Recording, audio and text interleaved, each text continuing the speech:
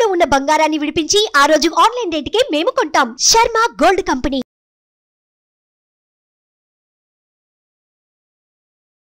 గురుగారు శ్రీమాత్రే. గురుగారు సంకటహర చతుర్దశికి ఎందుకు అంత ఇంపార్టెంట్? నేను విజయ గణపతి ఆలయంకి వెళ్తాను. ట్రస్ట్ మీ గురుగారు, 2 years వరకు సంకటహర చతుర్దశి అన్నదానం ముందే డేట్స్ అక్కడ రాసి ఉంటాయి. సో మచ్ ఆఫ్ ఇంపార్టెన్స్ ఎందుకని? సంకష్టహర చతుర్థి అని అంటారు. దీన్ని రాను అందరూ సంకటహరం అంటారు. సంకష్టం అన్న సంకటాన్న ఒకటే. సంకష్టహర చతుర్థి అంటే మన జీవితంలో వచ్చేటువంటి కష్టాలన్నింటినీ కూడా హరించేటువంటి శ్రీ మహాగణాధిపతి యొక్క మహాశక్తి ఉపాసన అని అంటారు. ఇది ఎప్పుడు అంటే కృష్ణపక్షంలో వచ్చేటువంటి చతుర్థి తిథి సంకష్టహర చతుర్థి. అంటే చంద్రోదయం చూడాలి. అంటే మనకి పౌర్ణమి రోజు 6 గంటలకు చంద్రోదయం అవుతుంది. మళ్ళీ పౌర్ణమి తర్వాత పాడ్యమి, ద్వితీయ, తృతీయ, చతుర్థి. ఆ రోజు చంద్రోదయం ఎన్ని గంటలకు అవుతుందంటే 8:30, 8:59, 8 నుంచి 9 మధ్యలోనే చంద్రోదయం అవుతుంది. సంకష్టహర చతుర్థి అంటే ఏంటంటే ఇది ఉపవాస దీక్షలు పాటిస్తారు. రోజంతా కూడా ఉదయాన్నే లేచి స్నానము సంకల్పం చేసుకొని గరికను సంగ్రహించడానికి వెళతారు. గరికను సంగ్రహించుకొని ఈ రోజంతా కూడా ఓం గం గణపతయే నమః, ఓం గం గణపతయే నమః అనే దివ్యమంత్రం చదువుతూ ఈ రోజు ఏం చేయాలంటే విశేషంగా ఉండ్రాళ్ళు సేకరించాలి. అంటే మనం పూరీలు చేసుకుంటాం కదా, సో గోధుమ పిండితోటి పూరి చపాతీలాగా చేసి అందులోపల ఒక పదార్థాన్ని తయారు చేసుకోవాలి. కొబ్బరికి సంబంధించి గరిజలు చేసుకుంటారు కదా. సో ఏంటంటే ఎండు కొబ్బరి కానీ లేదంటే పచ్చి కొబ్బరి, కొబ్బరి బాగా తురమాలి, మంచిగా తురమాలి. తురిమి అందులోపల చక్కెర, తర్వాత యాలకులు, తర్వాత బాదాములు, ఇంకా ఏమేమితో డ్రై ఫ్రూట్స్ అన్ని కూడా వేసి దాన్ని చక్కగా ఒక మిశ్రమం లాగా తయారు చేసి అందులోపల నెయ్యి కూడా కలపాలి. నెయ్యి కలిపి ఒక మిశ్రమం తయారు చేసి ఒక్కొక్క గరిటెతోటి చక్కగా చపాతీ లోపల వేసి దాన్ని అంతా కూడా కలిపి ఒక పువ్వులాగా తయారు చేయాలి. పువ్వులాగా తయారు చేసి 1008 లడ్డూలు తయారు చేయాలి. ఈ 1008 లడ్డూలు తయారు చేసి చక్కగా నెయ్యిలో కానీ నూనెలో కానీ వేయించాలి. నెయ్యిలో వేయిస్తే మంచిది.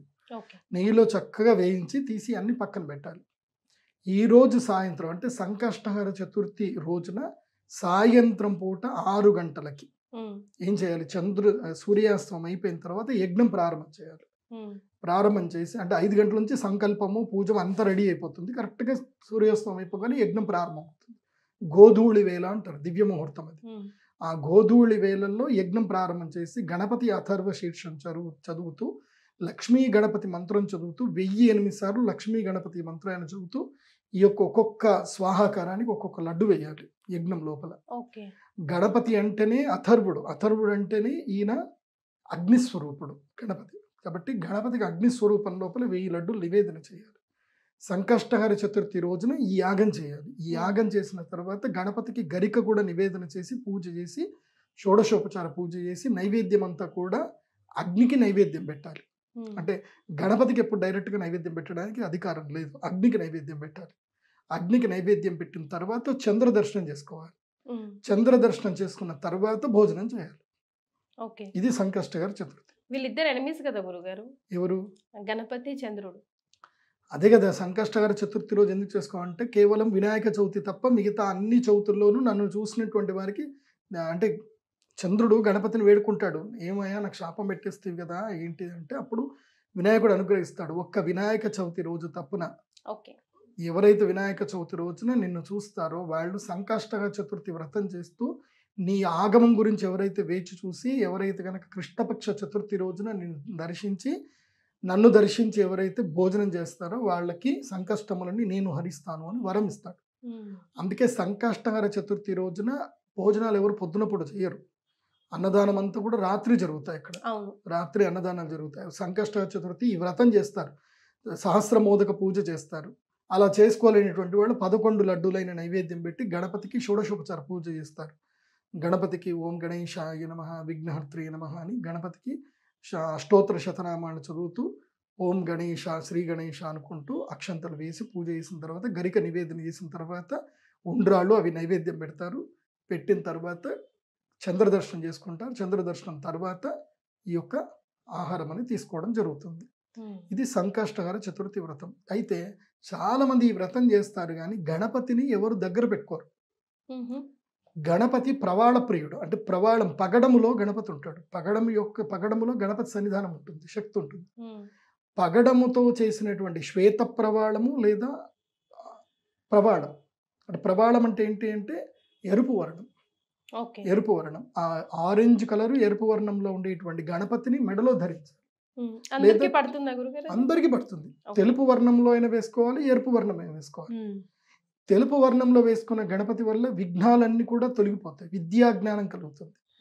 ఎరుపు గణపతి వేసుకోవడం వల్ల విఘ్నాలు తొలగిపోతాయి, వివాహం జరుగుతుంది, అదేవిధంగా అభిష్ట సిద్ధి కూడా కలుగుతుంది. కాబట్టి ఏదైనా సరే ప్రవాళ గణపతులు శ్వేత ప్రవాళము తర్వాత ఆరుద్ర ప్రవాళం అని 2 ఉంటాయి. ఈ రెండిట్లో ఏ గణపతి వేసుకున్నా సరే. ఇంకోటి ఉంటుంది హరిద్రా గణపతి ఉంటుంది, పసుపు గణపతి ఉంటుంది. పసుపు గణపతి అంటే పసుపు కొమ్ముతో చేసుకునే గణపతి ఉంటుంది, చేయించుకోవాలి పసుపు కొమ్ముతో. హరిద్రా గణపతి ఉంటుంది. అలా హరిద్రా గణపతి కూడా మెడలో వేసుకునేటువంటి వాళ్ళకి అనారోగ్య సమస్యలు ఉంటాయి కదా, వాళ్ళు హరిద్రా గణపతిని మెడలో వేసుకోవాలి. విద్య రావట్లేదు, విదేశాలకు వెళ్దాం అనుకుంటున్నారు, వాళ్ళు ఏం చేయాలి అని అంటే పచ్చల గణపతి ఉంటుంది, అంటే గ్రీన్ కలర్లో గణపతి ఉంటుంది. ఆ గణపతి వేసుకుంటే విద్యా యోగానికి, విదేశ యోగానికి, ప్రభుత్వ ఉద్యోగానికి బాగా ఉపయోగపడుతుంది. సో ఇలా 4 వర్ణాల్లో గణపతి దొరుకుతాడు మనకి. ఆ గణపతిని అనునిత్యము ఓం గం గణపతయే నమః అని ఉదయాన్నే లేచి పూజ చేసుకోవాలి. ప్రతి సంకష్టహర చతుర్థి రోజున గణపతి గుడికి వెళ్ళి 108 ప్రదక్షిణలు చేస్తే ఇక అంతకు మించిన గొప్ప అదృష్టం కూడా దొరకదు. కానీ నేను ఈ వీడియో చూసే వాళ్ళందరికీ ఒకటే చెప్తాను, ఏదైనా ఒక తత్వాన్ని పట్టుకోండి, ఒకే తత్వాన్ని గట్టిగా పట్టుకోండి. ఇవాళ నేను గణపతి గుడికి వెళ్ళాను, చాలామంది నాకు ఇది కన్ఫ్యూజన్లో అడుగుతూ ఉంటారు, నేను ప్రతిరోజు గుడికి వెళ్తానండి అని అంటారు. ఒరే ప్రతిరోజు గుడికి ఎందుకురా, నువ్వు ఏ దైవాన్ని నమ్ముకున్నావు, ఇప్పుడు గణపతి నమ్ముకున్నావు, మంగళవారం కానీ బుధవారం కానీ గుడికి వెళ్ళు, ప్రదక్షిణ చేయి, అంతే. ఇంకా గణపతిని పట్టుకున్నావు అంటే గణపతినే పట్టుకో, లేదా వెంకటేశ్వరం పట్టుకున్నావు అనుకో, శనివారం రోజు వెళ్ళి వెంకటేశ్వరం గుడి చుట్టూ తిరుగు. అమ్మవారిని పట్టుకున్నావా, శుక్రవారము లేదా మంగళవారం ఏదైనా ఒక రోజు వెళ్ళి అమ్మవారి గుడి ప్రదక్షిణ చేయి. కానీ రోజు మంత్రానుష్ఠానం, రోజున ఇంట్లో కూర్చొని ఒక 5 నిమిషాల పాటు మంత్ర జపం చేయి, మూల మంత్ర జపాలు గురువు దగ్గర నుంచి. గ్రహణము రోజున ఏదైనా మంచి సమయంలో గురుపదేశం తీసుకోవాలి, తీసుకొని జపం చేసుకుంటే మంచి జరుగుతుంది.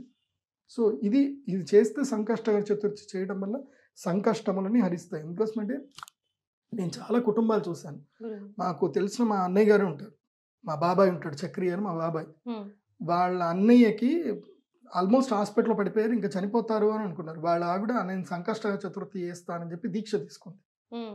హాస్పిటల్లో డెత్ బెడ్ నుంచి బయటకు వచ్చాడు, ఇప్పటికీ ఆరోగ్యంగా ఉన్నాడు ఆయన.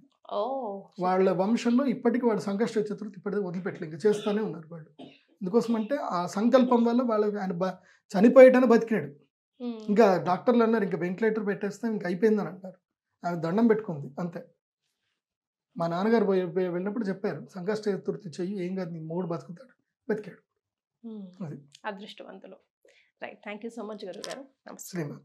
సుమన్ టీవీలో మీ పర్సనల్ అండ్ బిజినెస్ ప్రమోషన్స్ కోసం కింది నెంబర్కి కాంటాక్ట్ చేయండి.